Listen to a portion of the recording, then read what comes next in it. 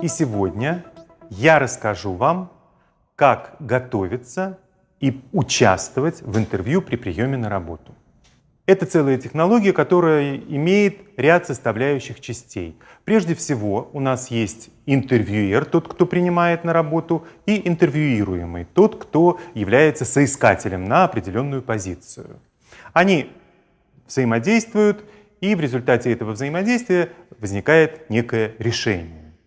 Желательно, чтобы оно было в пользу того, кто претендует на определенную позицию. Для этого важно знать несколько нюансов. Прежде всего, о чем говорить во время интервью или из чего состоит интервью. Прежде всего, это рассказ о себе, это ответы на дополнительные вопросы, и это прояснение позиции и дополнение ваших знаний о компании.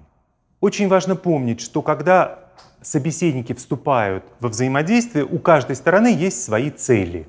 И эти цели делятся на две составляющие.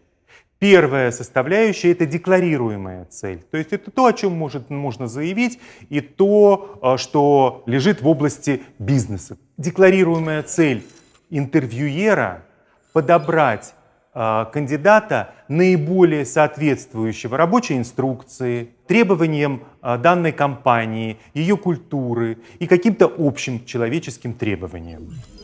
Вторая часть цели – это недекларируемая, скрытая цель, о которой человек не заявляет. И она лежит, как правило, в области личностного фактора. Вот если мы будем обращать внимание или анализировать недекларируемую цель интервьюера, то интервьюер заинтересован в том, чтобы подобрать кандидата не просто наиболее соответствующего данной позиции, а кандидата, за которого он может поручиться и нести ответственность. Потому что неправильно подобранный кандидат представляет для него, для интервьюера, определенную опасность. То есть это угроза его собственной репутации, профессиональной, это так называемые утерянные возможности, утраченные возможности, это потраченное время, это неполученная прибыль и так далее. Если мы возьмем цели интервьюируемого, то есть кандидата, то у него тоже есть декларируемая и недекларируемая цель. Декларируемая цель, соответственно, побольше узнать о позиции и продемонстрировать свои знания, умения, навыки и основания претендовать или занять эту позицию. Недекларируемая цель, лежащая в области личностного фактора, понравится интервьюеру.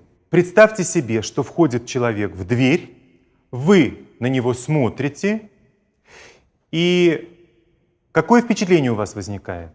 Нравится, не нравится. Совершенно верно. Нравится, не нравится. Это экспрессивное восприятие, то есть эмоциональное восприятие. Поэтому хочу обратить ваше внимание, что интервьюер воспринимает собеседника или интервьюируемого кандидата эмоционально. И его эмоции, то есть его субъективное восприятие, оказывает очень большое влияние на принятие решения. У вас есть только один шанс произвести первое впечатление.